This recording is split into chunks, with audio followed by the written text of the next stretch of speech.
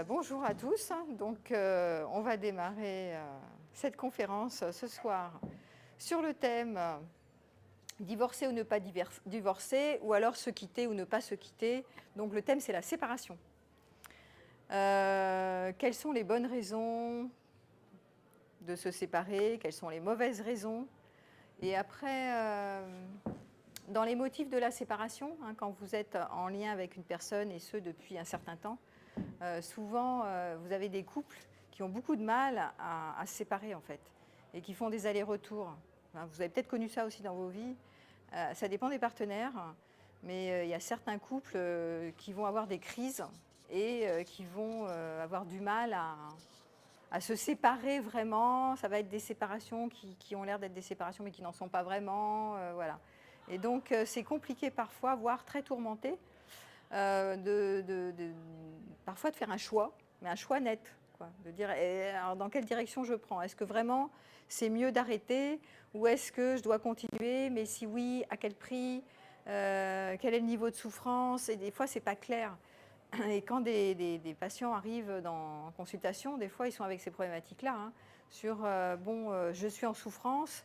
Bon, sinon, il n'y a pas de motivation, il n'y a pas d'intention de se séparer. Mais je suis dans une souffrance, mais en même temps, il y a du bon. Et en même temps, est-ce que c'est les bonnes raisons? Et la question qui me pose tout le temps, et puis que moi aussi je peux me poser quand je suis dans des histoires de couple comme ça, un peu invraisemblables, c'est est-ce que je vais faire le bon choix ou le mauvais choix? Ça, c'est la question que j'entends sans arrêt. Allô, j'ai un problème, est-ce que je vais faire le bon choix ou le mauvais choix? Dites-moi si je vais faire le bon choix ou le mauvais choix. Alors, déjà, rien que la question en elle-même, ce n'est pas une bonne question. Déjà, la question du choix, en fait, je vais vous expliquer c'est quoi cette histoire de faire un bon choix ou un mauvais choix. C'est-à-dire que le choix se fait à un moment T. Un choix se fait, comment se fait un choix? Est-ce que vous savez comment se fait un choix à un moment T? Vous n'avez pas d'idée? C'est parce qu'il y a plusieurs parties en conflit.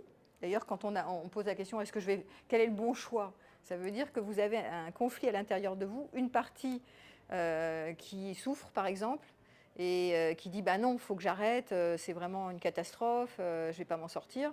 Et l'autre qui dit l'inverse, qui dit non, mais je suis attachée, quand même, il y a du bon dans cette relation, et si je perds cette personne, que va-t-il m'arriver? Je vais perdre plein de choses que je ne vais peut-être pas retrouver. Donc il y a un conflit entre deux parties. Et la question du choix, c'est une partie doit gagner et l'autre doit perdre. Donc il y a des moments, les deux sont... Enfin, on ne sait plus qu'est-ce qui est mieux, quoi. Donc parfois, un choix va se faire dans « je souffre trop, je décide d'arrêter, maintenant je dois arrêter, je me dois, je n'ai pas le choix ». Et c'est cette partie qui gagne. Donc vous allez tenter un arrêt, ce qu'on appelle être aligné, c'est-à-dire j'arrête net et plus jamais je le reverrai, comme ça c'est la coupure, et c'est la seule manière que j'ai, qu'il y a quelque chose de radical pour stopper la souffrance. Et parfois c'est l'autre partie qui prend le pas, puisque comme il y a un conflit intérieur, le choix se fait à partir de l'autre partie qui est non, je vais quand même... je suis attachée, il y a quand même du bon, il y a quand même du mauvais, mais il y a quand même plus de bon, et qu'est-ce que je vais devenir? Enfin voilà. Donc des fois, c'est l'autre partie qui voilà. Et du coup, ça crée des incohérences, des turbulences, et la souffrance s'organise à partir de cette question, je dois faire un choix maintenant, et vous avez toujours une insatisfaction, parce que vous partez dans une direction, vous pouvez regretter, vous partez dans l'autre direction, vous regrettez. Donc en fait, c'est comme si la vie dit, peut-être c'est pas la bonne question de vouloir faire un choix maintenant. Peut-être il faut arrêter avec cette question, ou peut-être pas. Alors là, après, je vais vous donner les indications quand vraiment, bon, de toute façon c'est évident, quand vraiment il faut faire un choix d'arrêt radical, c'est quand il y a de la violence. Violence, maltraitance, évidemment, là si vous restez, c'est que vous maltraitez vous-même. Mais hormis ces cas extrêmes, qui sont quand même pas si fréquents que ça, je pensais au pervers narcissique aussi dans ma tête en me disant ok, mais là il y a de la maltraitance, quand il y a de la perversion, il y a de la maltraitance. Donc vous le savez parce que vous êtes dans des souffrances extrêmes quand même. Donc mis à part ces situations de maltraitance, il y a beaucoup de personnes qui ont du mal à se séparer ou à divorcer parce que c'est pas si clair que ça. Si c'est si clair que ça, à un moment donné, vous voyez combien vous êtes dans des systèmes de maltraitance, puis vous dites, bon, maintenant j'arrête. je me fais accompagner pour arrêter de subir de la maltraitance et j'arrête. Donc là, c'est plus simple. Mais souvent, c'est pas simple comme ça. Dans les cas, il y a beaucoup de cas de divorce ou de séparation où c'est beaucoup plus complexe les situations, où il y a quand même pas mal de bons. Et après, il y a beaucoup de réactifs, c'est-à-dire de réactivation sur les blessures. C'est-à-dire ma blessure tape sur la tienne. Vous avez vu que j'avais écrit un bouquin sur les profils de personnalité. Enfin, bon, voilà. Et donc, ma personnalité, mes conditionnements, mes reliquats de blessures, de rejet, de trahison, d'humiliation, d'abandon, etc., vont taper sur les tiennes, qui sont des fois les mêmes. Et donc, à ce titre-là, ça va faire grimper l'insécurité. Voilà. Et plus il y a de l'insécurité, plus il y a du système de défense. Hein, plus je projette que tu es le méchant, que tu es responsable de ma souffrance et qu'à cause de toi, je vais si mal, à tel point que je dois peut-être m'en séparer parce que tu es un mauvais objet et moi, je suis un bon objet. D'accord ? Donc, hormis ces cas de violence et de maltraitance, je me méfie de ces postures radicales qui est je vais choisir maintenant et je vais faire le bon choix maintenant, parce que parfois, ces systèmes de défense sont mis en place depuis un moment dans les couples longue durée. Et c'est ça qui prend le pas, en fait. Et ce n'est pas tellement rationnel, en fait. C'est des systèmes émotionnels, de réactivité, de blessures qui tapent sur ma blessure. Et l'insécurité grimpe. Et vous savez que plus l'insécurité grimpe, plus ça peut exploser. Et plus il va y avoir des passages à l'acte dans les heures qui viennent ou dans les minutes qui viennent. Et quand il y a des passages à l'acte, et bien forcément, l'insécurité grimpe d'autant plus. Et c'est ce qui fait les explosions, en fait, les séparations rudes. Donc quand on voit des couples comme ça qui font monter l'insécurité, qu'est-ce qu'on fait, nous les thérapeutes? On essaye de ramener de la sécurité de part et d'autre. Voilà, d'apaiser le système en les faisant dialoguer, surtout en mettant de l'empathie. Hein. Donc les couples qui durent, vous le savez, c'est beaucoup sur la communication et l'empathie.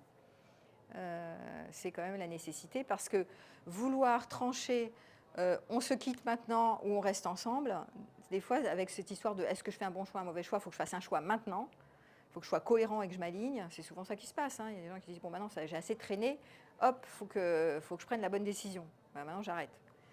Et après des fois ils n'y arrivent pas parce que je vous dis c'est pas si clair. Et après ils se traitent, la suite c'est je suis dépendant affectif, j'arrive toujours pas à me séparer, mais qu'est-ce que je fous bordel, et après je m'en veux. Vous connaissez ça? Vous n'avez pas vécu des trucs comme ça? Non? Bon, j'en ai plein ma clientèle, et je suis moi-même concernée par le sujet.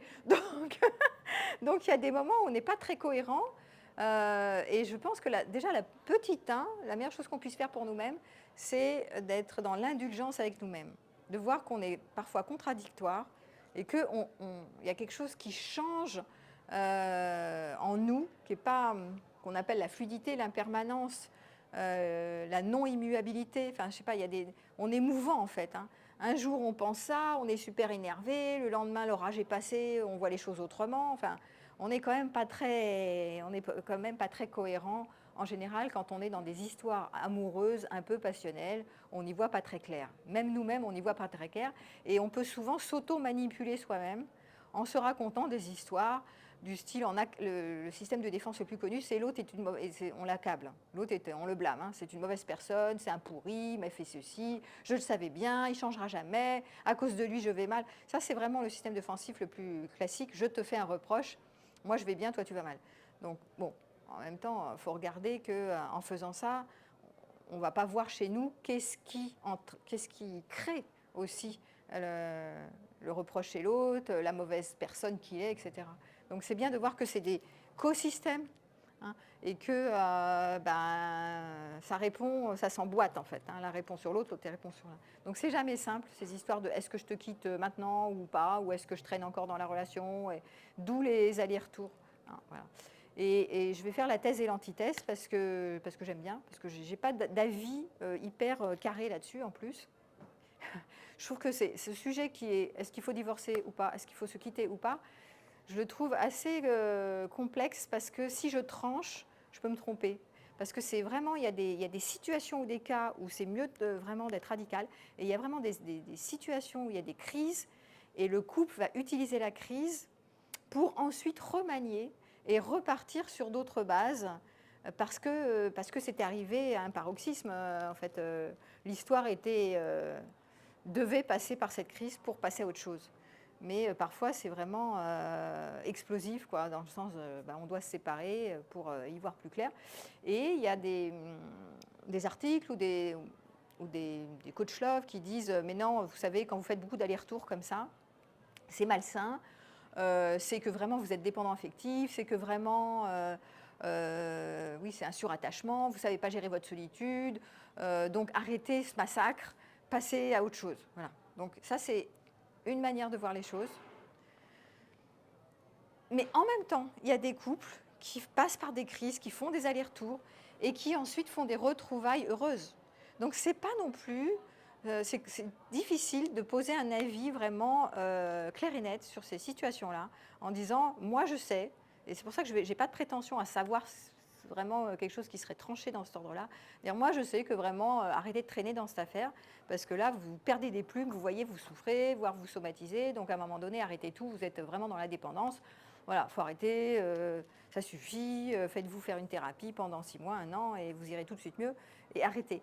Et vos amis en plus, parce que quand vous commencez à raconter votre vie à vos amis, en général vous le faites, hein, on le fait tous, hein, bon, soit à notre psy, soit à nos amis, et que vous n'arrêtez pas de raconter combien vous êtes malheureux, vous souffrez, tout va mal, parce que quand vous êtes en période de crise, à 2 doigts de vous séparer, vous n'allez pas raconter que tout va bien, vous allez passer votre temps à dire que tout va mal, hein, d'accord? Sinon, vous n'avez aucune raison de vous séparer. Donc vous êtes au bord de la rupture et vous ensemencez vos amis de vos paroles sur le blâme en fait, sur tous les reproches que vous avez à lui faire, ou à lui faire à une femme ou à un homme. Et donc du coup vos amis, à force d'entendre vos histoires là, sans arrêt, comme quoi vous plaignez sans arrêt, que l'autre c'est le méchant et vous êtes vraiment voilà, super mal, qu'est-ce qu'ils vous disent tous? Arrête, ils vont pas vous dire de rester. Donc ils n'arrêtent pas de vous dire de partir, que vous avez raison de vouloir partir, et qu'ils vous donnent raison en fait. Et puis après vous revenez, alors 3 semaines après, 1 mois après, oui mais je suis encore avec lui, machin, tout ça. Alors vos amis ils n'en peuvent plus, tu vois. Donc votre entourage, ils entendent que votre son de cloche en plus, ils n'entendent pas le son de cloche de l'autre. C'est pas de la thérapie de couple. Donc ils vous disent mais tu te fais manipuler, mais tu te fais encore avoir, mais tu es sous l'emprise, et des deux côtés souvent. Hein. Et donc, les amis, tout ça, ils peuvent pas être... ils vous aiment bien, donc ils vont être vos alliés, donc ils vont pas être jugés partis, quoi. Donc, évitez d'être influencé par votre entourage qui n'est jamais tellement... qui prend parti pour vous et qui vous fait croire ce que vous avez envie d'entendre. Voilà. Donc c'est pas très sain non plus d'être influençable comme ça. Dans des moments de fragilité, on a tendance à être influençable et à écouter les uns les autres, qu'est-ce que pensent ceux qui nous donnent des conseils.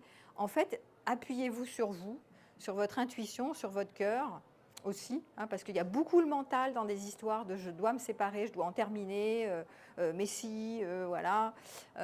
C'est beaucoup le corps mental qui va prendre le dessus. En racontant pas mal d'histoires de mais oui, je le sais, il a encore fait ci, m'a encore fait ça, et c'est insupportable, et je ne peux pas le gérer, et il devrait pas, il devrait être autrement, ça fait 50 fois que je lui dis, il veut pas, bref. Donc tous ces trucs-là, hein. Et j'ai mes limites, et voilà. Donc, c'est tout ce qu'on se raconte quand on est à 2 doigts de se séparer. Hein. Okay, et donc, à un moment donné, ok, peut-être bien que c'est vrai, et peut-être bien que faut peut-être arrêter de s'auto-manipuler avec tout ce système de pensées qui sont obsessionnelles. D'ailleurs, dans les cas de moments de rupture, c'est obsessif. Hein. Vous êtes envahi par le champ du partenaire. Souvent, c'est des histoires passionnelles, puisque vous avez déjà failli vous séparer, puis vous n'y arrivez pas, puis vous vous accrochez, puis bon, bref. Alors, la plupart, ils vont vous dire, vous êtes des gros dépendants, arrêtez tout de suite. Mais il n'y a que vous qui puissiez sentir si vous vous délestez un peu de ces histoires de mentales, de c'est une mauvaise personne, mais si j'en suis sûre, etc. Et si vous descendez un peu d'un étage, vous passez de votre tête à votre cœur, essayez de sentir, voilà, intuitivement, hein, essayez d'entendre le message intuitif. On dit souvent dans certaines traditions ésotériques, entendez votre maître intérieur, votre guide intérieur, votre être spirituel, votre guide de sagesse, d'accord, qui est une petite voix intérieure qui est en général moins influencée par le corps mental là, qui raconte plein de trucs et qui est beaucoup dans les systèmes de défense par rapport aux blessures de l'enfance. Hein. Donc, des fois, c'est pas clair. Donc, descendez peut-être un peu au niveau du cœur, sentez. Et moi, la proposition que je vous ferai, parce que je vous dis, j'arrive pas à mettre un avis radical sur ces questions, faut-il partir ou rester, rester, partir. Laissez-vous vivre un peu dans l'instant, hein, au fil du temps, au fil de l'eau. Voilà, instant en instant. Est-ce que le partenaire en face de moi est OK pour dialoguer, pour garder le lien, pour dialoguer, pas pour résoudre un problème, pas pour trouver des stratégies si on se met ensemble ou pas. Ça, c'est pas le moment. Dans les cas de crise, c'est pas le moment de prendre des décisions hâtives, ni de trouver des stratégies résolutoires. Des fois, c'est juste permettre d'être en lien. Voilà, maintenant, qu'est-ce que je vis, qu'est-ce que je sens, toi, qu'est-ce que tu vis, qu'est-ce que tu sens, et on s'arrête là. On ne va pas commencer à vouloir refaire le monde, tout revisiter, tout réexaminer, reprendre toute l'histoire pendant 10 ans, et qu'est-ce qui s'est passé, et pourquoi, et machin. C'est peut-être juste des moments de j'ai plaisir, j'ai mon cœur ouvert à toi, dans le sens de pouvoir dialoguer avec toi. Peut-être je ne serai jamais avec toi, je ne serai plus jamais avec toi dans le futur. Ok, c'est peut-être pas ça le problème, à la limite, lâchez l'affaire, lâchez le futur, revenez maintenant et restez avec cet élan du cœur qui est j'ai envie d'échanger avec toi. Et je peux même vous donner un protocole que moi j'utilise. Parce que moi je suis dans une histoire comme ça en ce moment, hein, donc une histoire qui dure depuis 10 ans. Et alors j'arrête, je deviens super autonome, puis après on repart parce qu'on s'aime. Alors voilà, c'est compliqué. Alors c'est quoi l'amour là-dedans? Le mot, déjà rien que le mot amour, je ne donnerai pas la définition, vous reprendrez. J'ai donné une conférence, c'est quoi l'amour? C'est ma première conférence que j'ai donnée il y a 7 ans, elle est sur ma chaîne. C'est quoi l'amour? Aujourd'hui, je ne dirais pas pareil, mais j'avais utilisé la grille des Grecs. Mais bon, c'est quoi l'amour? Je ne vais pas débattre là-dessus. Mais vous sentez, des fois, c'est vraiment... voilà, il y a quelque chose au niveau de cœur, c'est quelque chose presque inconditionnel, c'est quelque chose qui vous dépasse en fait. Hein. Et c'est pas toujours si malsain que ça. Ce qui peut être malsain, c'est quand vraiment vous mettez plus bas que terre et vous subissez des trucs que vous ne devriez pas subir en rapport avec vos limites. Mais attention, les limites, parfois, quand on peut s'automanipuler... Attention, je répète un truc que je viens de dire tout à l'heure, c'est l'automanipulation. Des fois, je me raconte que c'est mes limites, mais est-ce que c'est l'ego qui parle? De quel endroit ça parle? Est-ce que c'est égotique? Est-ce que c'est prétentieux? Est-ce que c'est orgueilleux? Est-ce que c'est parce que je veux voir le pouvoir sur l'autre? J'ai gagné, j'ai raison, t'as tort. Voilà. Et j'ai le sentiment, en m'observant, qu'il y a beaucoup de formes d'automanipulation où on se raconte des histoires et on veut bien se les raconter parce qu'on est blessé. Et à ce moment-là, on commence à se monter en mayonnaise tout un truc pour se sécuriser parce qu'on a besoin de sécurité. Donc on va commencer à dire oui, mais l'autre, il fait ceci, mais pas en sécurité. Mais on est responsable aussi de notre souffrance, hein, de ne pas nous mettre en sécurité. Donc voilà. Donc ça, c'est le protocole que j'étais en train de me dire. Voilà, le protocole que je voulais vous donner dans des cas de crise comme ça. Est-ce que je fais le bon choix, pas le bon choix? Est-ce que, voilà, mais je suis pas alignée, mais comment je fais? J'ai envie de me le quitter, mais j'y arrive pas. Est-ce que je l'aime encore? Alors, la phrase aussi neuneu, puis après je vous donne le protocole. On s'aimait, on s'aime plus, est-ce que je l'aime encore? Alors ça, c'est entre la question, est-ce que je fais le bon choix, le mauvais choix? Oubliez la question, déjà elle est nulle. C'est vraiment une question vraiment nulle et non avenue. Arrêtez avec cette question, mettez-la à la poubelle. Deuxième phrase nulle, c'est est-ce que je l'aime encore? Est-ce qu'il m'aime encore? Est-ce qu'on s'aime? Est-ce qu'on s'aime pas? On s'aimait, on s'aime plus. Alors ça, c'est complètement neuneux aussi. Vous enlevez ça et vous mettez ça direct à la poubelle parce que c'est pas des histoires. Il n'y a pas. On peut s'aimer indépendamment, mais les blessures et les névroses, ça prend tout le champ. Je vous ai dit, les systèmes de défense prennent le champ. Donc, quand l'autre, il va dans ma direction, il fait tout ce que je veux, je l'aime, et le jour où il ne va plus dans ma direction, ben, je ne l'aime plus. Mais ça n'a rien à voir, ce n'est pas une histoire d'amour, ça. Arrêtez d'utiliser ce mot qui ne veut rien dire. Donc, le cœur est beaucoup plus large que ces névroses égotiques de résidus de blessures de l'enfance. Donc malheureusement, c'est les névroses qui prennent le pas. Mais c'est important de faire un pas de côté et de sentir qu'il y a de l'amour indépendamment de ces affaires névrotiques. Voilà. Donc c'est pour ça que je le quitte parce que je l'aime plus. Je l'aimais, il m'aimait, maintenant il m'aime plus. Mais non, mais ça n'a rien à voir. C'est pas que vous l'aimez plus. Il y a eu plein de crises, il y a eu plein de déceptions, de désillusions. Peut-être qu'il y avait des attentes trop élevées sur votre rêve du couple idéal. Peut-être il y a plein de trucs comme ça. Donc tous ces facteurs font que ça nuit à la relation. Et que vous dites il m'aime plus ou je l'aime plus, mais ça n'a rien à voir, lâchez l'affaire. Donc laissez tomber, remettez-vous dans votre intuition. Et le protocole, je vais vous le donner, puisque je vous ai parlé du protocole qui est intelligent et pertinent, je trouve, dans les situations de crise comme ça, dois-je le quitter ou pas? C'est ce qu'on appelle une dyade. que certains connaissent peut-être. Une diade, c'est on est à deux, on se met en face à face, on se regarde. La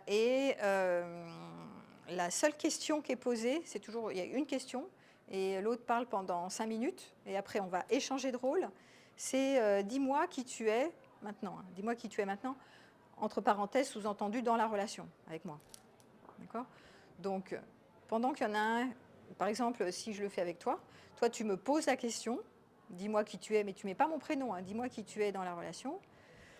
Moi, je vais commencer à parler de tout ce que je vis dans la relation en ce moment avec toi, toutes les difficultés, tout ce que je ressens, tout ce qui est chouette, tout ce qui est compliqué, voilà. Toi, tu ne m'interromps pas pendant 5 minutes. On met l'alarme, 5 minutes, ça s'arrête. Et après, pendant que tu m'écoutes, tu me regardes, mais tu me regardes, tu fais pas de mimique, tu me regardes d'un air complètement neutre. C'est-à-dire que tu crées l'espace d'accueil, hein, c'est l'écoute active qui ne reformule pas, qui n'interfère pas. Il n'y a aucune interférence, aucune intervention de ta part. Donc ce qui fait que moi je suis avec moi-même dans mes histoires et dans mes ressentis et dans mes émotions, pendant que toi tu n'es qu'un écoutant neutre et bienveillant et non jugeant. Et à aucun moment tu vas interférer sur ce que j'ai raconté. Et toi, quand les 5 minutes sont passées, c'est moi qui vais dire dis-moi qui tu es dans la relation. Je n'ai pas de prénom, rien. La même question, il n'y a qu'une question de toute façon. Et c'est ton tour, et moi je vais faire pareil, je vais me mettre en face, je te regarde. Celui qui parle, il n'est pas obligé de me regarder, il peut faire sa life, mais moi je te regarde. Moi je suis en connexion avec toi dans l'accueil de qui tu es maintenant. Et toi tu vas me raconter ce que tu vis maintenant. Donc c'est vraiment dans l'ici et maintenant, qu'est-ce qui se passe ici et maintenant. Même si je raconte des trucs du passé, c'est ici maintenant que je ressens ce que je ressens et ce que j'exprime des choses qui m'appartiennent maintenant. Toi, tu vas exprimer les choses qui t'appartiennent. Et il n'y a jamais dans cette dyade aucun moment où on va échanger ou interagir toi sur moi. C'est l'intérêt de ce type de protocole, c'est que chacun parle pour sa gouverne, l'autre entend, mais il ne va jamais se défendre, il ne va pas justifier, il ne va pas résoudre un problème, parce qu'il n'y a pas de problème à résoudre en fait. C'est juste être en lien, être connecté dans l'empathie, parce qu'effectivement, il y a cette invitation qui est si je comprends ce que toi tu vis, comment tu vis les choses dans ton monde à toi, alors je peux commencer à découvrir des choses que je ne savais pas sur toi, à partir d'un endroit où je ne suis pas en réaction avec toi.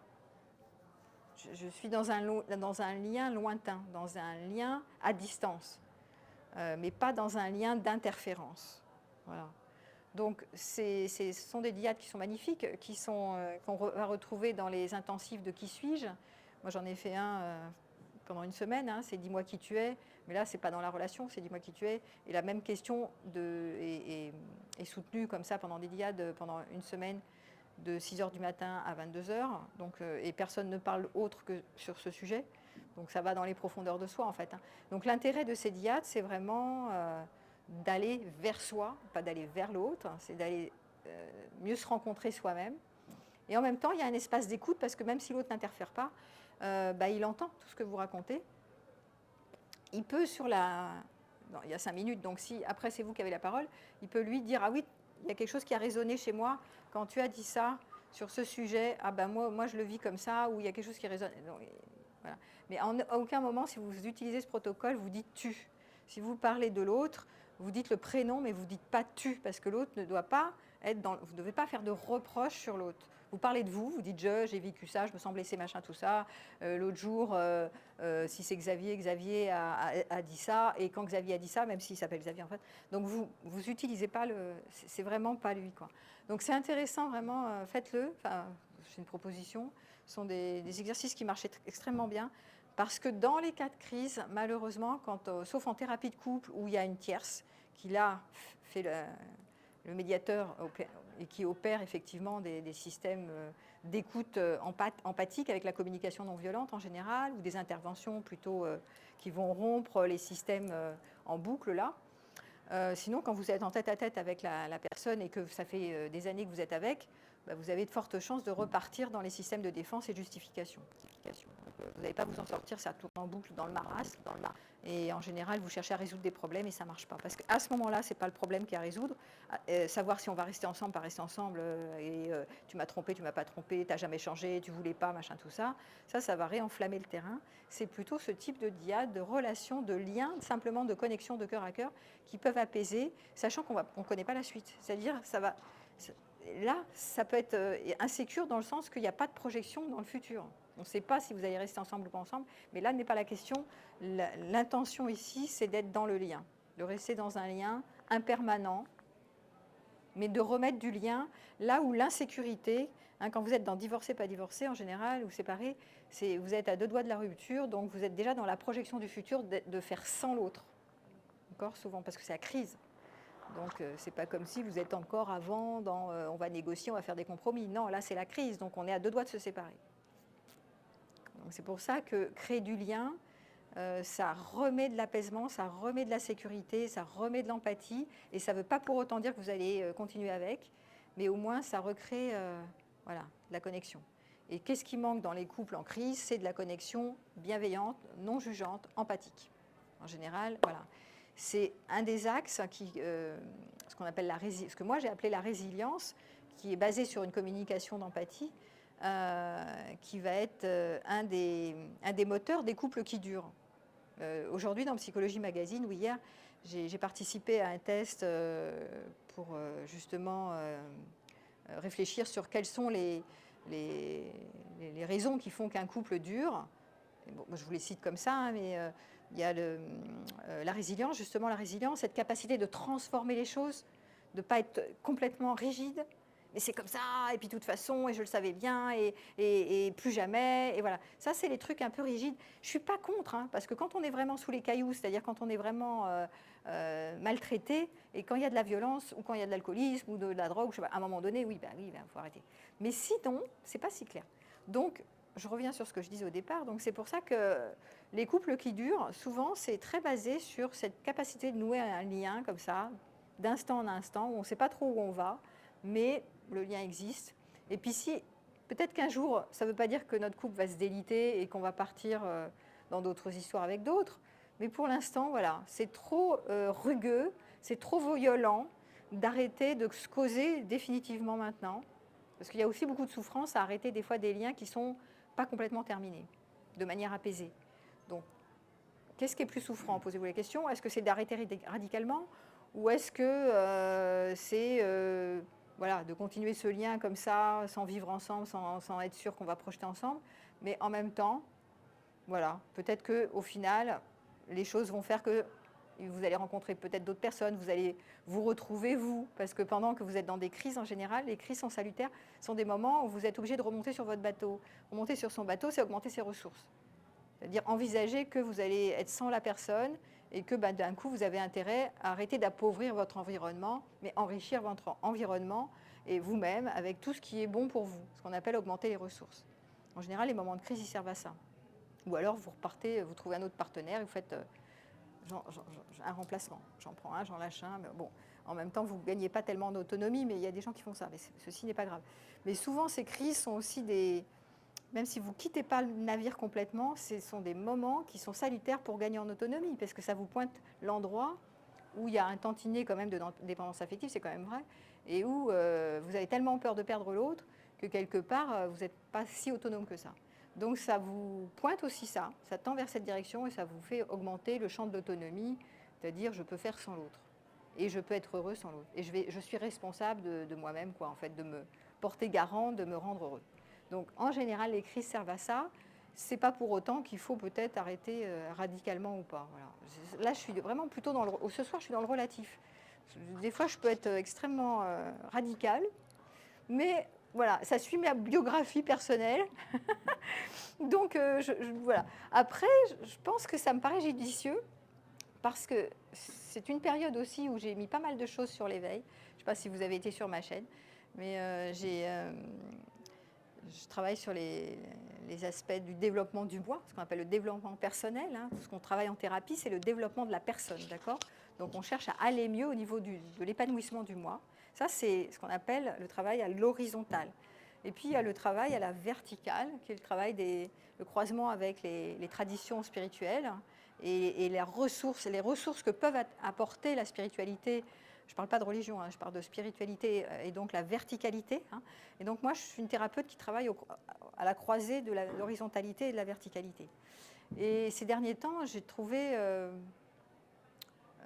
d'ailleurs, j'en avais parlé dans une vidéo avec Gwenaëlle Percio, qui est psychologue clinicienne comme moi, et qu'on avait parlé des limites de la psychothérapie.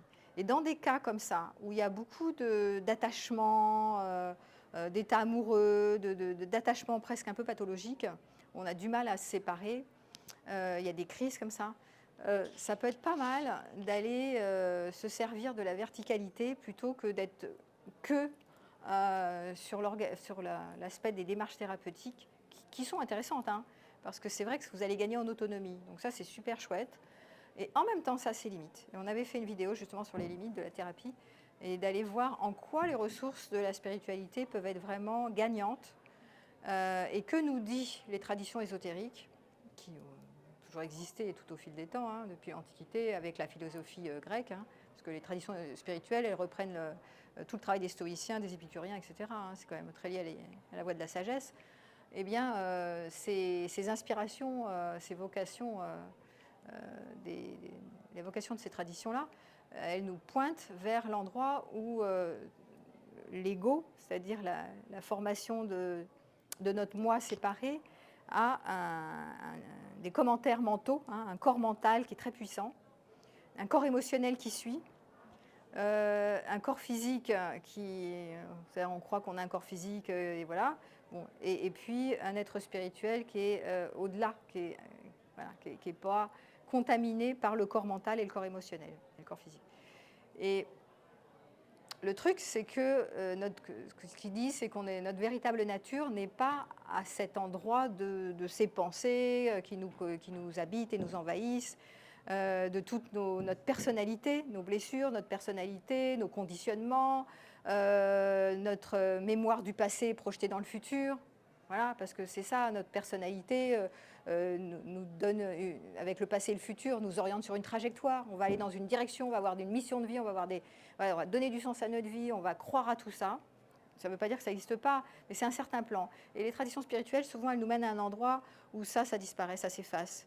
C'est-à-dire, c'est juste l'instant, et dans l'instant, la mémoire du passé, la projection du futur n'existe nulle part, et dans l'instant, il y a une forme de stabilité, hein, de centre, de présence, divin, enfin je ne sais pas, il y a plein de mots qui existent, la présence c'est pas mal, la conscience, qui fait que, voilà, il y a la paix là-dedans.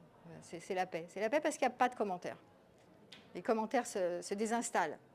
Alors, ces espaces-là, qui sont des espaces d'impermanence, parce que ça ne va pas rester, on va pas rester dans la paix, dans le centre, reviennent les pensées circulent, il y a plus de 300 000 pensées par jour, répétitives, on a des pensées hyper répétitives. Hein. La plupart de nos pensées, c'est complètement répétitif. On ne les contrôle absolument pas. Donc ces pensées, ces commentaires, ils vont réapparaître.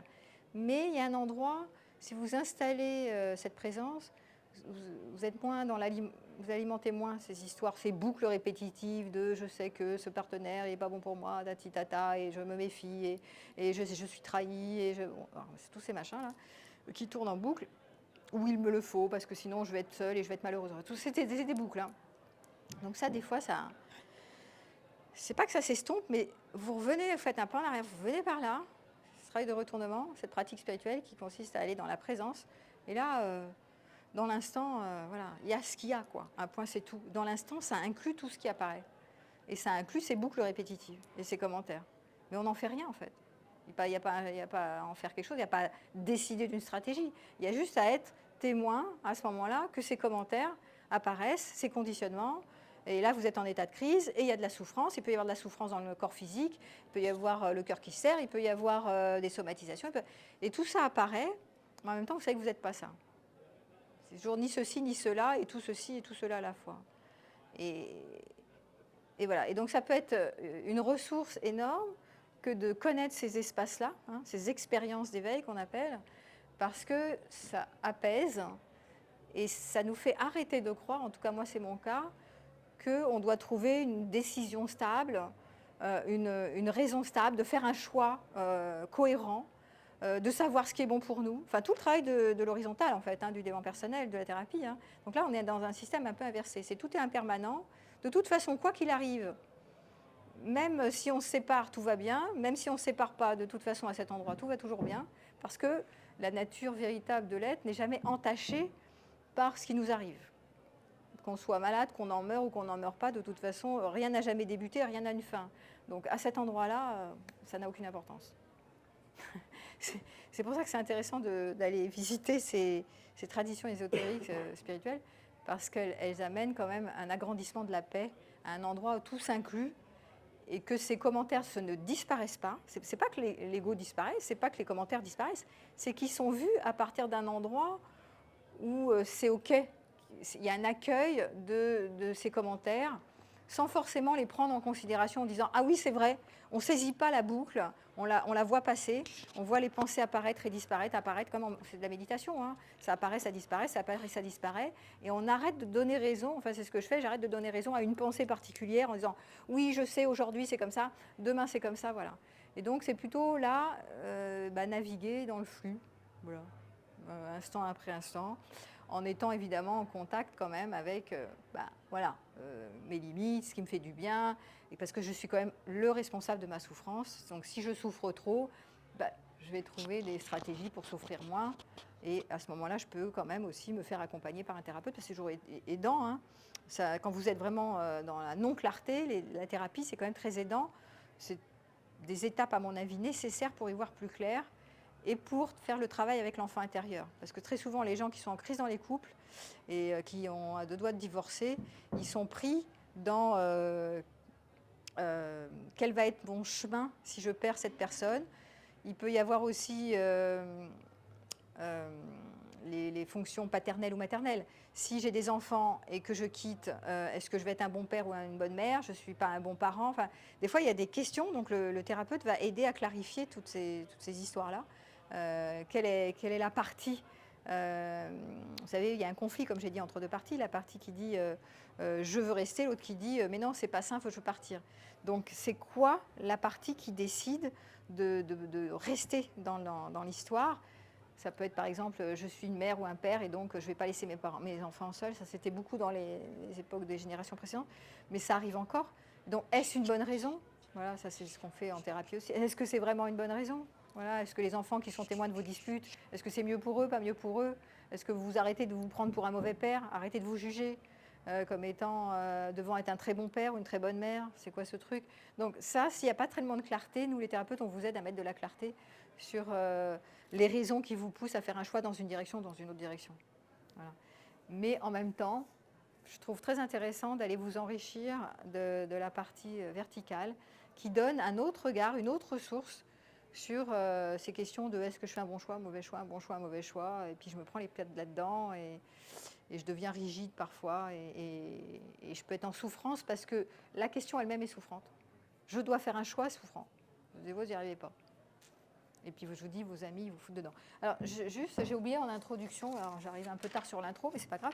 Les raisons, je suis partie sur autre chose, comme d'habitude. Les raisons pour lesquelles les couples divorcent. Déjà, le nombre de divorces en France, c'est à peu près 40% de divorces. D'accord, 40%, c'est quand même pas mal. Aux USA, 40 à 50%. Et les gens divorcent souvent parce qu'il y a des problèmes d'infidélité. Première raison, c'est l'infidélité. Deuxième raison, les divergences sur les façons de vivre, voilà, les finances, les loisirs, comment l'éducation des enfants, on n'a pas la même vision. Hein. Les problèmes de communication, alors ça c'est très fréquent. Les problèmes d'incompatibilité de personnalité. Genre, on est complètement à l'opposé, mais du coup, on est tellement à l'opposé que c'est rude, quoi. Hein. Et puis, la violence. Voilà. Donc ça, vous voyez, c'est 1, 2, 3, 4, 5. Voilà. Donc, c'est les raisons majeures des gens qui se séparent. Donc, ça veut dire quoi? Ça veut dire que toutes ces raisons doivent être visitées. Hein. Par exemple, l'infidélité. Si on est sur un contrat de fidélité, qu'est-ce qu'on fait? Est-ce qu'on reste? Est-ce qu'on ne reste pas? J'avais fait une conférence là-dessus. Est-ce qu'on remanie le contrat ou est-ce qu'on revient sur de l'exclusivité? Et à quoi ça a servi de pointer l'infidélité? Parce que souvent, c'est parce qu'on s'éteint dans le couple, donc ça va permettre de rebooster le couple à partir des endroits où on voit pourquoi il y a eu de l'infidélité. Donc tout ça, ça peut être travaillé, hein. Les divergences, l'éducation des enfants, est-ce qu'il y a des compromis ou pas? Voilà, est-ce qu'on peut négocier quelque chose ou pas sur nos visions qui sont différentes? Parce que c'est le travail de l'acceptation de la différence ici. La communication, donc ça c'est le grand fer de lance des couples c'est le protocole que je vous ai donné tout à l'heure, c'est pour la com, hein. Et les problèmes de personnalité, parfois c'est extrêmement intéressant de travailler sur la complémentarité et la différence plutôt que de s'allier avec quelqu'un qui est en similaire, en gémellaire, parce que bah voilà, vous avez un doute de vous-même, c'est bien gentil, mais enfin bon, et après quoi. Bon, vous pouvez, hein. Si vous voulez vous mettre en sécurité, vous prenez un doute de vous-même, vous serez sécure, mais vous n'allez rien apprendre. Enfin, vous n'allez pas être confronté en fait, hein. Et donc dans la complémentarité, dans la différence, bah, vous avez par exemple, si vous n'êtes pas très structuré et vous êtes avec quelqu'un de très structuré, il va vous donner, il va vous montrer comment on fait pour se structurer dans la vie et vous pouvez modéliser. Par exemple, hein, si vous êtes complètement bordélique, ça c'est le problème de structure, ou si vous n'êtes pas très empathe, bah, et que l'autre est très empathe, bah, voilà, vous pouvez apprendre des choses de la complémentarité, ce qui n'est pas le cas si vous mettez avec quelqu'un qui est exactement comme vous, même si c'est plus confortable, hein, j'entends, hein. Mais bon, à vous de voir après. Mais c'est vrai que des fois, il y a des gens, ils se prennent les pattes dans les problèmes de personnalité, et ils disent, bon, j'en ai ras-le-bol, c'est ingérable, allez, je vais voir plus confortable. Bon, voilà. Autre raison aussi pour vous prendre les pieds dans est-ce que je divorce ou je divorce pas, c'est je veux réussir mon couple, ou je dois réussir mon couple, ou mince, je vais être en échec. J'ai encore raté mon couple, hein, c'est nul. Donc en fait l'histoire, ça c'est souffrant aussi, hein, de vouloir absolument réussir ou d'imaginer que vous allez être dans l'échec si vous ne réussissez pas votre couple. Non, il n'y a ni d'échec ni de réussite. Vous n'êtes pas des experts en relations amoureuses, hein, c'est juste que arrêtez, mettez à la poubelle cette question, est-ce que je suis dans un échec ou une réussite? Arrêtez de voir ça comme un objectif. C'est beaucoup plus apaisant de vivre la relation comme une succession d'expériences, la vie comme une succession d'expériences, plutôt que de dire « Ah merde, j'ai encore réussi, je suis nulle, j'ai encore raté un couple. » C'est un échec cuisant, je m'en remettrai jamais. Non, lâchez ça faire, hein, c'est pas sain du tout non plus, parce que c'est pas vrai. Parce qu'il n'y a pas de réussite ou d'échec. Il y a que vous allez voir à un moment donné, et vous le faites si vous faites des récapitulations de vos histoires d'avant, des bilans comme ça, 10 ans après, mais il n'y avait pas d'échec. Il y avait juste ceci s'est passé à ce moment-là parce que ça devait se passer comme ça. C'était le partenaire parfait pour comprendre quelque chose de vous, de l'autre, de la vie, etc. Il n'y a pas d'échec en fait. C'est même souvent après, 10 ans après, c'est des cadeaux. C'est ah bah oui, j'ai pigé un truc. Et après, ça m'a permis de mieux me connaître. Et après, je fais différent. Et après, je rencontre d'autres personnes. Mais il n'y a pas d'échec cuisant. Il n'y a pas d'échec. Donc, arrêtez de vous prendre les pieds dans oh là là, mon Dieu, il faut que je fasse un choix. Ça va être un échec encore de nouveau. Et je me prends la tête et je me massacre avec ça. Donc, c'est pas sain non plus, hein, d'aller vous martyriser, vous blâmer sur ces questions-là. Voilà. Est-ce qu'il y a... Vous avez des questions en fait sur... parce que moi je parle là, mais vous avez des questions ou des réflexions sur faut-il divorcer, se séparer, se quitter ou ne pas se quitter?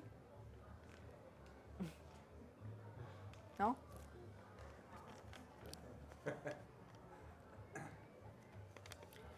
J'avais dit des choses, non? Ah ouais. Alors, sur divorcer, oui, parce que là j'ai plutôt parlé divorcer, non.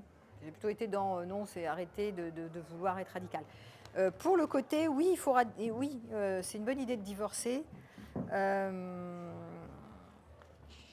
Quand vous minimisez, par exemple, vous êtes avec quelqu'un d'alcoolique et vous minimisez, parce que la personne, il y a des personnes qui se sentent coupables, qui savent très bien faire. Ah mais non, mais t'inquiète, je vais changer, etc. Ou alors, je suis désolée, j'aurais jamais dû te faire du mal, je regrette, la prochaine fois je le ferai plus, et ça fait 10 fois ou 100 fois qu'elle vous fait le coup.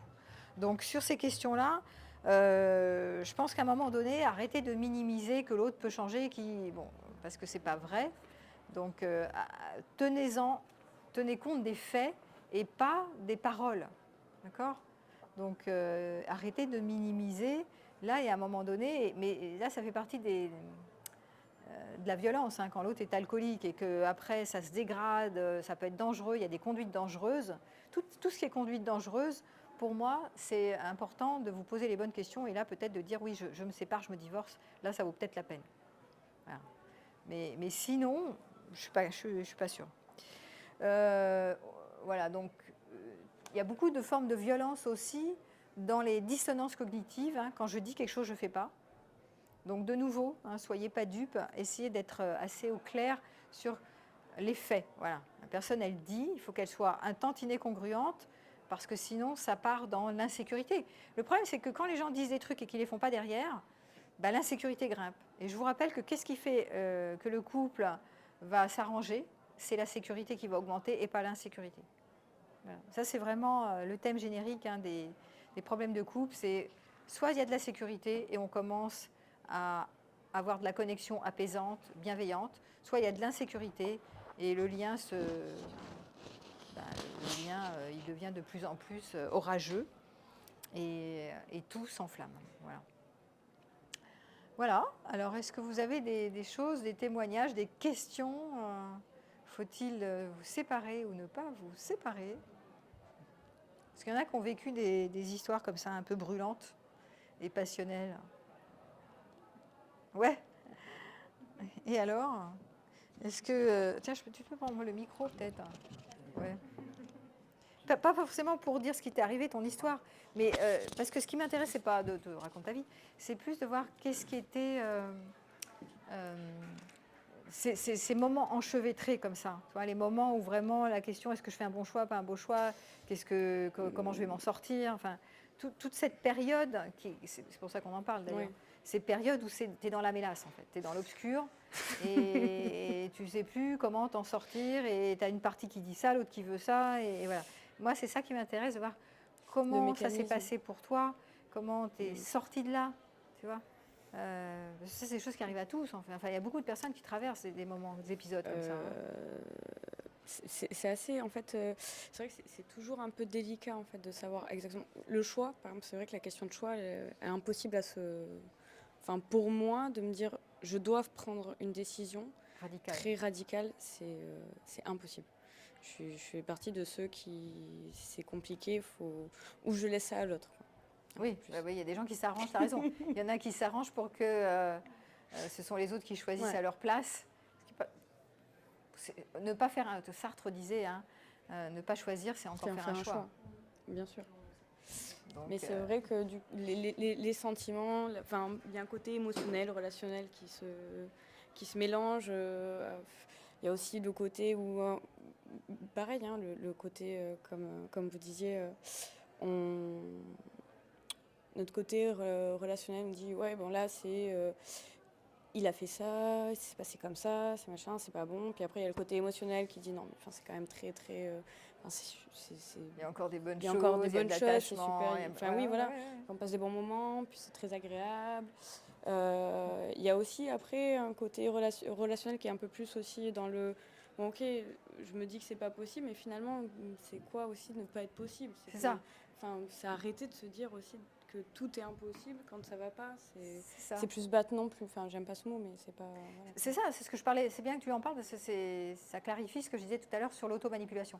C'est les pensées un peu répétitives où on se dit mais c'est pas possible et on fixe sur un truc qui va pas. Par exemple, moi c'était la non-exclusivité, mais moi-même. Alors après, par exemple, je peux citer mon exemple parce que franchement, je suis un modèle du genre. Alors, je suis là en train de me dire, alors moi, avec mon côté, un coup je suis polyamoureuse, un coup je suis exclusive, un coup je ne le suis pas, un coup je sais pas où je suis, je sais pas où je crèche, tu vois. Parce que, en fait, c'est difficile de se connaître soi-même, parce qu'en fait, il n'y a pas de vérité là-dedans. Un coup, ça me va bien d'être comme ça. Un coup, je me dis, mais attends, mais si, est-ce que je me mens pas moi-même? Si je pars, je lui demande d'être exclusif parce qu'on l'a jamais été. Si d'un coup, je lui demande d'être exclusif, est-ce que moi, ça me convient vraiment? Est-ce que c'est vraiment vrai que je suis comme ça et que j'ai envie de passer quand même encore 10 ans? Pas gagné, tu vois. Est-ce que je veux le voir tout le temps et je me dis, bon, alors, si maintenant on se remet ensemble et qu'on va se voir H24, est-ce que ça va m'aller? C'est même pas gagné, tu vois. Donc, mais qu'est-ce que je me raconte, en fait? Il y a beaucoup de, il y a beaucoup Des fois, on de sent qu'on n'est pas pensées allé. sur lesquelles on n'est pas très honnête avec nous-mêmes, ou on fixe sur un truc, mais on se raconte aussi des histoires à nous-mêmes, parce qu'on n'est même pas clair, on ne se connaît pas bien en fait. Et en fait, on change aussi. C'est vrai que On change sans l'impermanence, arrêt. Alors un coup, on l'impermanence, pense c'est comme dur. ça, après on pense comme ça, et après on pense plus ça. Et après on vit ça avec l'autre. Imagine, souvent tu te mets sur une île déserte avec celui que tu n'as pas, qui te manque. D'un coup tu te mets sur une île déserte avec, t'en peux plus, tu vois. Oui, c'est sûr. C'est infernal. Donc, alors au moment où on commence à se séparer, on dit oh là là, il m'échappe, mon Dieu, c'était tellement bien. Mais après, tu te recolles avec, et si rien n'a changé et tout est pareil, c'est une grosse galère en fait. Donc, on n'est pas clair en fait. Non. C'est du jus de chaussette ce truc. Euh, Est-ce que vous pouvez dire un mot sur ce que vous appelez un environnement Soutenant. sécure, ouais, c'est un environnement Ouais. Oui. apaisé ou Oui, c'est soutenant, surtout Soutenant. soutenant. C'est-à-dire que dans les périodes de crise, on fixe sur le partenaire ou sur la relation. On est là, on est obsédé avec la relation. Est-ce que je vais le quitter, pas le quitter? Alors, ça tourne en boucle sur l'affaire à deux.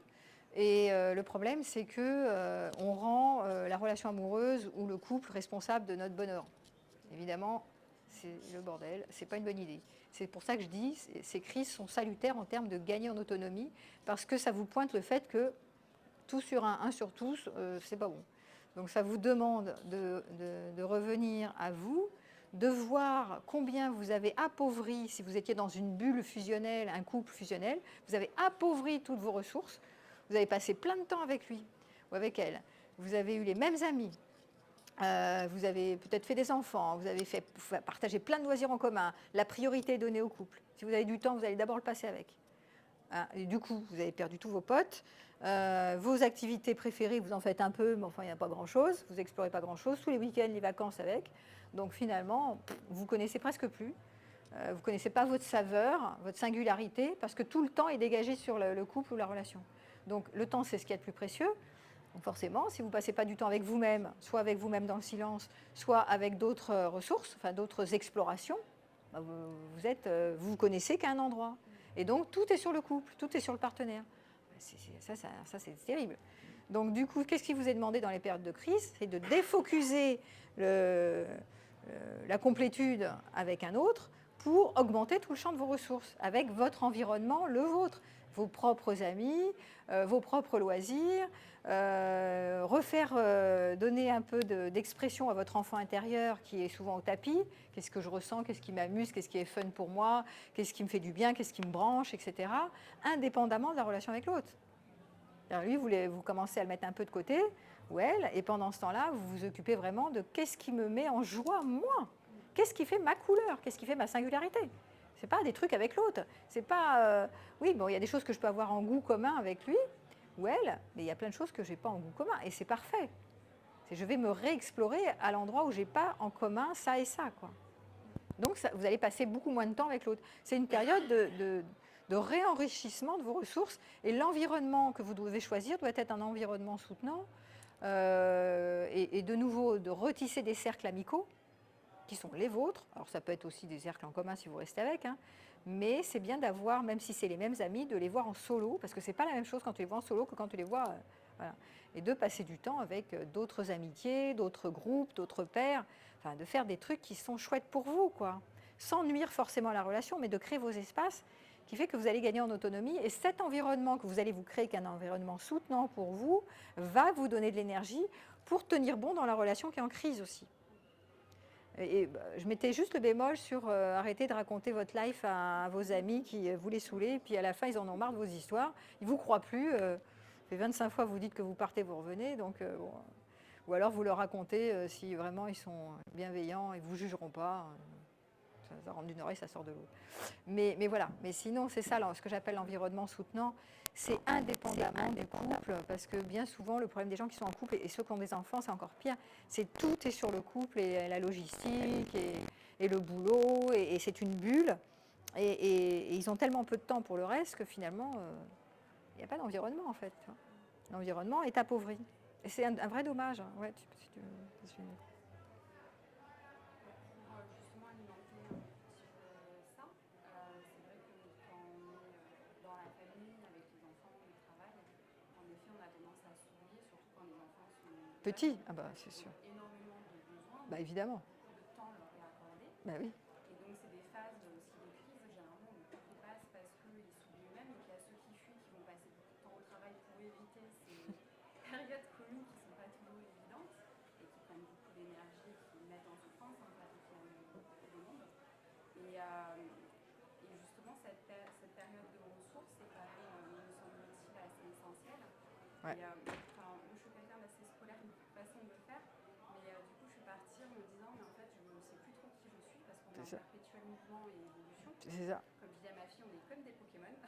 Ouais, c'est complètement On vrai. est en évolution toute notre vie. Tout le temps. Et donc, c'est important de savoir pour identifier de quelle évolution on est, de nous-mêmes, de faire un état des lieux régulier et partir sur quelles sont mes valeurs fondamentales, quelles sont mes valeurs, quels sont mes besoins. C'est ça, Et oui. est-ce que, à l'heure actuelle, ce que je vis répond en fait à ces valeurs-là et en accord avec ces valeurs et avec ces besoins. Bah, complètement, ouais. Et le fait de l'identifier permet aussi dans la communication avec eux de pouvoir exprimer des besoins qui soient cohérents sur l'instant, mais bien prendre conscience que ce n'est pas forcément quelque chose qui est fixe dans le temps, parce qu'on est tous dans l'évolution. Et c'est là où c'est compliqué, c'est de se dire, bah oui, mais alors ce qui est vrai aujourd'hui n'est pas forcément vrai demain.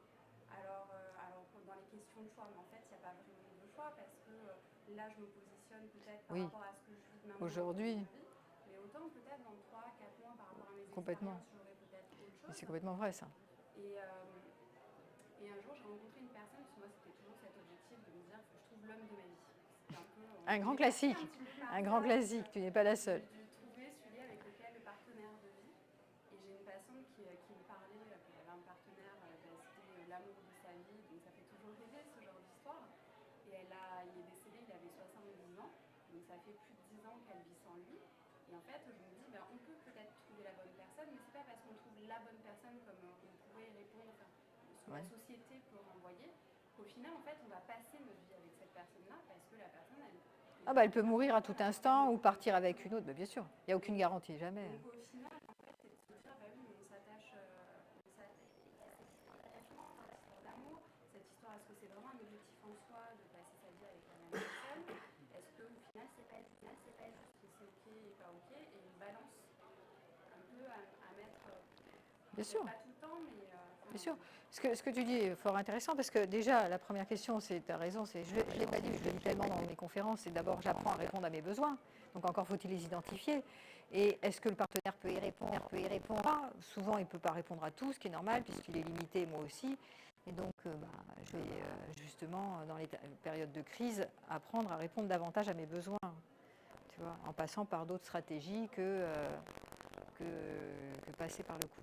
Ça, c'est un premier point. Et peut-être après, ça peut changer parce que, voilà, aujourd'hui, tu ne réponds pas à mes besoins. Peut-être que ça peut changer. Ça n'arrête pas de changer. Tout change tout le temps. Donc, tu vas y répondre. Hier, tu n'y répondais pas. Parce que quand on augmente la sécurité, on a plus d'élan de contribuer à l'autre aussi. Vous savez, quand on dit, mais tu fais pas la vaisselle, tu me regardes pas, tu n'es pas attentionné. Bah oui, mais dans les périodes d'insécurité, l'autre, il n'y a pas d'élan, quoi. Alors que d'un coup, que ça s'apaise, qu'il y a plus de sécurité, il y a plus d'amour qui circule, il y a moins de reproches, il y a plus de compliments, il y a plus de tendresse, il y a plus de tout qui réapparaît. Alors bon, tu vois, mais c'est important de faire des... Tu vois, d'abord, identifier ses besoins, et ces exercices de dyade, elles sont différentes encore. C'est encore un autre travail qui est plus pour une continuité du lien dans l'instant, tu vois. Voilà. Mais c'est effectivement nécessaire d'avoir des communications aussi sur mes besoins, l'état des lieux de mes besoins, tes besoins, est-ce que ça répond, est-ce que ça ne répond pas. Après, ça tombe vite dans des problèmes de projection dans le futur sur mais comment on va faire parce que ces besoins-là devraient être pourvus par toi et ils sont, par exemple, la sexualité. Et ce n'est pas pourvu par toi, donc comment je fais? Ça, c'est un bon exemple. Hein. Souvent, on me dit, la sexualité, je fais comment? Si ce n'est pas épanouissant avec toi, je fais quoi? Tu vois, bon. Encore le ménage, tu dis on va prendre une femme de ménage, mais là les gens ils sont coincés. Donc voilà. Donc parfois ça bloque sur ces histoires de mes besoins, tes besoins. Hein. Ça peut être un peu bloquant aussi. Des fois il n'y a pas de solution un peu miracle comme ça qui vient. Et ça peut se décanter quand même avec le temps aussi, tout peut changer. Mais c'est des questions qui nécessairement doivent se poser quand même. Et effectivement, mais ça c'est le deuxième point que tu as cité qui est l'impermanence. Et bah oui, je peux avoir un attachement très fort et à tout moment, cette relation peut s'arrêter. De toute façon, à tout moment, elle peut s'arrêter. Parce que toute relation qui débute signale sa fin. C'est la naissance et la mort. Et on naît, on meurt. Donc de toute façon, c'est comme ça, on inspire, on expire. Donc tout ce qui débute va célébrer la fin. Voilà.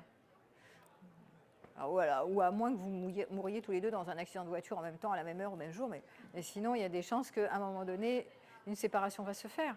Donc, et il y a de l'adaptation, puisque la vie est mouvement. Il y a aussi, peut-être que ça va être extrêmement douloureux, et puis après, il y a une adaptation. Quand l'os sort du champ, pour les deuils, hein, à moins de faire des deuils pathologiques, mais souvent, quand la personne, elle sort de votre champ, c'est là où on met notre attention que ça se déploie. Donc votre champ va être occupé par d'autres pensées, par d'autres actions, par d'autres personnes, par d'autres activités, par d'autres choses. Et donc c'est là où on met notre attention que ça va se déployer. Donc si vous... quand le partenaire qui vient de mourir, par exemple, vous le faites émerger dans votre cerveau virtuel, imaginaire, il existe, puis à un moment donné, à force de vivre des choses dans le présent, ça finit par s'étioler. Ça c'est normal, puisque c'est là, c'est ce qu'on vit maintenant qui prend le champ. Voilà. Bon, c'est comme ça pour tout le monde. Hein.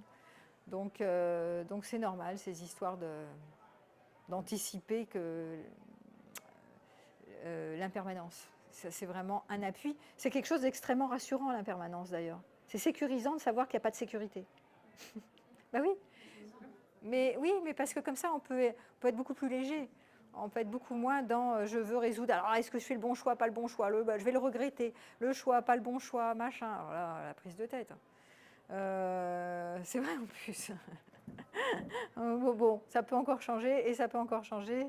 Et comme tout change tout le temps, voilà. Mais quand même, la communication, c'est quand même... Voilà. Si un des deux partenaires n'investit pas le champ de la communication, désinvestit, c'est mort. Ces dialogues-là vont... Parce que la diade, par exemple, que je vous ai proposé, il faut que les deux aient envie de communiquer. S'il y en a un des deux qui dit « mais c'est nul ton truc, ça sert à rien », c'est mort. C'est le cas de le dire. Donc, mais il y a des personnes qui n'aiment pas ça. Hein. Ça les intéresse... Enfin, elles sont... c'est pas qu'elles n'aiment pas, c'est qu'elles ne connaissent pas et que... sont pas habituées, elles ne sont pas éduquées, elles trouvent que ça ne sert à rien, que voilà, elles sont dans le faire et pas dans la capacité d'être à être. C'est un problème d'alphabétisation émotionnelle, donc c'est souvent un problème d'éducation. Hein. C'est souvent les hommes, mais bon, pas systématiquement, il y a des femmes aussi. C'est la pudeur émotionnelle, c'est ne pas oser la vulnérabilité. Donc on ne va pas raconter pour ne pas montrer qu'on craque, qu'on est faible, des trucs qui nous dévastent en fait. Et en même temps, ça ne va pas aider à passer des crises. Quoi. Bon, c'est classique. Hein. Ouais. Vas-y. Ah oui, la verticalité, l'horizontalité, vas-y. Surtout pour le développement personnel, on peut s'engager nous-mêmes à faire son chemin. Ouais. Est-ce qu'on peut demander à l'autre de le faire? Est-ce que c'est pas... Tu ne peux pas le forcer, tu peux l'inviter. Tu ne peux pas forcer les gens... De nouveau, les goûts et les couleurs. Hein. Il y a des personnes qui sont intéressées par l'introspection, la conscience, mettre de la conscience, clarifier, se connaître. Il y a des personnes, ça ne les attire pas du tout. Ils sont dans le faire, atteindre des objectifs, toujours plus de plaisir, ou toujours plus de pouvoir, ou toujours plus d'apparence, ou je ne sais pas quoi. Ils sont dans l'ego. C'est comme ça. Après, tu ne peux pas forcer quelqu'un. Tu peux juste, peut-être, il peut modéliser sur toi quand il voit que ça fait bouger des choses chez toi. Voilà. Et peut-être pas. Et là, tu n'as pas le pouvoir sur l'autre, en fait. Moi, ce que je vois, c'est quand tu forces ton partenaire à venir en thérapie. Alors, ça, c'est un sketch. Alors, qui a emmené l'autre? C'est moi. Et vous en pensez quoi? C'est bien, je l'ai fait pour elle. Alors, genre, j'y crois pas du tout, quoi. Tu vois, je suis là. Bon, je te signe une lettre, hein, si tu veux. Une lettre, vous êtes passé, c'est bien. Repartez chez vous. Ouais, ça sert pas à grand chose parce que il n'est pas du tout convaincu du bien fondé de cette affaire, quoi. Alors, des fois, ça peut marcher, hein, mais bon. Mais si la personne, elle arrive vraiment convaincue que ça sert à rien, elle va le valider. Hein. Par rapport à la verticalité, je sais pas. Ouais. Non, elle a fini. C'était juste pour rebondir sur la notion de spiritualité, de verticalité. Ouais. J'ai vu, on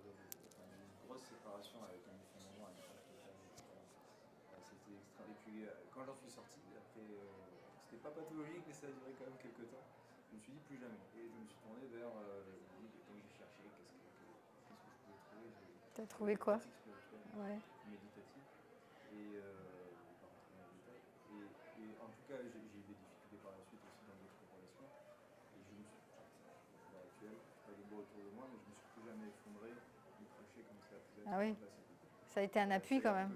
Quoi qu'il arrive, globalement, ça peut tanguer, mais ça reste quand même assez. Oui, c'est ça. Salut. Je suis vraiment très contente que tu témoignes de ça, parce que quand tu trouves le centre, au lieu de mettre la relation au centre, ou la personne au centre, et toi à la périphérie, ces traditions spirituelles t'amènent à te mettre au centre, à trouver le centre. Alors évidemment, ce n'est pas un point, c'est la vastitude, c'est l'illimité que tu vas rencontrer, ce n'est pas un point. Voilà. Et justement, ça va créer une stabilité derrière tous ces mouvements instables de la pensée, de l'impermanence, des va-et-vient, de la Maya. En fait, ce qu'on appelle la Maya, c'est la roue des illusions. Et je veux ça, mais une fois que je l'ai, je ne le veux plus. Et ça me manque. Et je souffre. Et j'y crois. Et j'ai un imaginaire romantique. Et je me projette dans le futur. Et je me repars sur le passé. Donc tout ça, c'est mouvant. C'est les sables mouvants. Et ça constitue notre ego, hein, c'est nos histoires. Et on ne peut pas s'en empêcher, c'est comme ça. On ne va pas se délester de ça, puisque ça fait partie de notre vie, ça. En plus, dès qu'on a l'esprit vide, il faut qu'on remplisse un peu et qu'on meuble un peu nos trucs. Tu vois. De toute façon, on ne peut pas tourner à vide. Donc, il faut qu'on se distrait un peu avec toutes ces histoires. Et ça fait beaucoup souffrir. Et c'est vrai que de trouver, tu as raison de dire à un moment donné, quand tu vas vers le centre et que tu sais y retourner, même si ça disparaît par moment, le voile de l'ego réapparaît, il y a quelque chose qui s'apaise quelque part, n'est-ce pas? Ou qui s'effondre moins, en tout cas, qui bascule moins comme une jonquille. Et si tenté, le rétablissement est plus rapide. Voilà, c'est ça. C'est exactement vrai, c'est-à-dire il y a moins j'alimente les histoires d'imaginaire, d'un futur catastrophe, parce que je sais que c'est beaucoup le corps mental qui me joue des tours. Et le corps émotionnel qui est embarqué par le corps mental d'une projection à passé-futur. Donc je suis plus lucide aussi sur mes fonctionnements internes et comment fonctionne cet enfant moi, ce moi qui nous constitue en fait. Hein. Les jeux d'acteurs. Ce qu'on appelle le personnage, la personnalité, le personnage c'est la personnalité. On est dans un truc. Ah ben on est dans notre histoire. Mais on prétend être une personne, on se prend au sérieux, on croit que c'est vrai. Quand on est dedans, c'est vrai. Parce que quand on souffre, c'est vrai. C'est difficile de dire, mais non, mais je sais que c'est faux. Mais non, mais quand on est dedans, on croit vraiment que c'est vrai. c'est ça toute l'histoire de notre personnage, quoi. Le personnage qui se prend vraiment les pieds dans j'adhère, je suis un corps, je suis mes pensées, je pense que ce que je pense, c'est vrai. Je pense que sans ce partenaire, c'est un drame, et je vis le drame, et je vis vraiment le drame. Donc c'est terrible, hein, parce qu'il y a même des crimes passionnels, il y en a des trucs, il y a des suicides par amour, il y a des gens qui meurent de cancer, de machin, enfin il y a des tas de souffrances réelles, entre guillemets. C'est pas qu'on ne souffre pas, c'est juste de voir si on peut s'aider par ces ressources des traditions spirituelles, ben, tant mieux pour vous, quoi. Aller vers ça aussi. Ça ne veut pas dire qu'il faut y aller. Moi, je ne suis pas dire qu'il faut y aller. Moi, je suis une chercheuse.